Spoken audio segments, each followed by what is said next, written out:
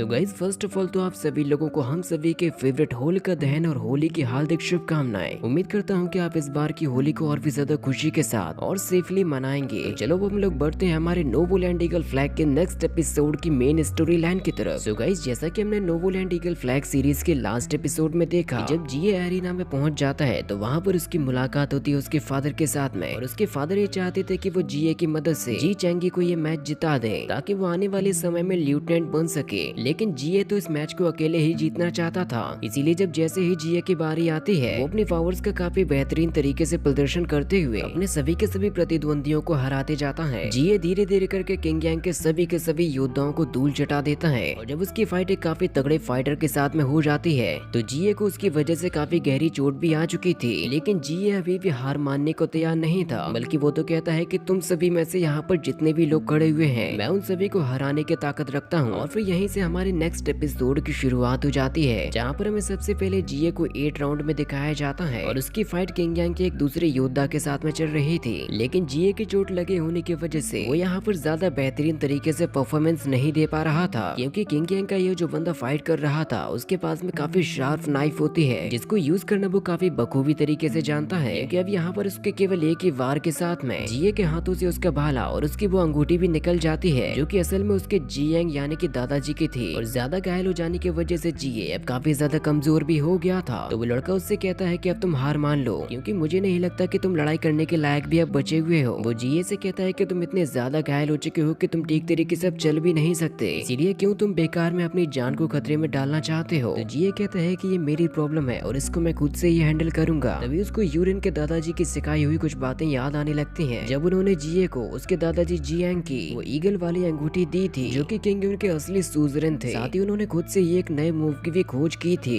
जिसको कहा जाता है ड्रैगन अटैक। इसीलिए वो यहाँ पर उस अटैक को जीए को करके दिखाते हैं कि जरूरत पड़ने पर तुम्हें इसी अटैक को यूज करना होगा। और इस ड्रैगन अटैक का पावर लेवल बहुत ही ज्यादा हाई होता है, क्योंकि इसकी मदद से उन्होंने बादलों को तक चीर दिया था। और इस अटैक की पावर को जानकर जीए काफी ज्यादा शॉक हो जाता है। इसीलिए वो यहाँ पर दादाजी से कहता है कि प्लीज आप मुझे ये टेक्निक सिखाइए, क्योंकि मुझे इस टेक्निक की बहुत ही ज्यादा जरूरत है। इसीलिए अब जीए दोबारा से उठकर सबसे पहले अपनी अंगूठी को पहनता है, इसके बाद फिर वो उठाता है अपने भाले को और हिम्मत बांधकर दोबारा से खड़ा हो जाता है। वो किंग यांग का बंदा उससे कहता है कि मुझे उम्मीद नहीं थी डोंगलू के लोगों में इतनी ज्यादा हिम्मत भी हो सकती है। तो जीए उस बंदे से कहता है कि मैं तुम्हारी जानकारी के लिए बता दूं कि मैं वंशज हूँ जीयांग का, जिनके बारे में तुमने कभी ना कभी तो सुना ही होगा। उन्होंने ही ड्रैगन टेक्निक नाम के काफी पावरफुल टेक्निक को बनाया था, और शायद तुम्हें ये जानकर दुख होगा कि वो मूव सब मेरे पास भी आ चुकी हैं। इसीलिए अब चलो बिना बकवास किए मुकाबले को शुरू किया जाए। इसके बाद फिर यहाँ पर उन दोनों के ही बीच में एक काफी खतरनाक फाइट शुरू हो जाती है। जीए को याद आता है कि आखिर किस तरीके से यूरिन के दादाजी ने उसको वो टेक्निक सिखाई थी, और ये टेक्निक इतनी भी आसान नहीं है कि उसको कोई भी सीख ले, क्योंकि जीए को तो इसे सीखने में काफी ज्यादा प्रॉब्लम का सामना करना पड़ा था। अब उन्होंने जीए को इस बारे में सिखाया था कि हर एक वेपन के पास में उसका एक सर्कल बनाने की पावर होती है, जिसका डायमीटर हम अपने वेपन की लंबाई के हिसाब से मान सकते हैं। क्योंकि अगर तुम अपने वेपन को फुल स्पीड के साथ में घुमाओगे तब जाकर वो एक सर्कल में बदल जाएगा, जिसका डायमीटर उसकी लंबाई के बराबर ही तो माना जाएगा। इसीलिए तुम्हें बैटल फील्ड में इस बात का ध्यान रखना पड़ेगा कि वहाँ पर अनेकों किस्म के वेपन्स पाए जाते हैं, जिनकी मदद से बनने वाले सर्कल्स भी अनेकों तरीकों के होंगे। और जरूरी नहीं है कि अगर तुम किसी एक सर्कल का तोड़ जानते हो तो तुम दूसरे सर्कल को भी उसी तरीके से रोक पाओ, क्योंकि यही तुम्हारी हार या जीत का सबसे बड़ा कारण होता है। तो जीए उनसे कहता है कि आप मुझे बताइए तो फिर मैं अपने सामने के सभी सर्कल्स को कैलकुलेट कैसे करूं। वो दादाजी उससे कहते हैं कि अब तुम सही पॉइंट पर आए हो, जिसके बारे में मैं तुमसे सुनना चाहता था, क्योंकि उन सभी के सभी सर्कल्स को कैलकुलेट करने और उनका तोड़ निकालने का केवल एक ही तरीका है, जिसको कहते हैं ड्रैगन अटैक। इस बार अब जीए उस बंदे को हराने के लिए अपनी उसी ड्रैगन अटैक को यूज करने वाला है, कि अब वो समझ चुका है कि हर एक वेपन का सर्कल किस तरीके से काम करता है। वो तुरंत ही यहाँ पर अपने स्पीयर का एक सर्कल बनाकर उस बंदे को दूर फेंक देता है। उन्होंने जीए को सिखाया था कि जब तुम्हारी टेक्निक्स शार्प और फास्ट हो जाएं, तुम्हें उनका इस तरीके से यूज करना है जैसे कि समय रुक गया हो।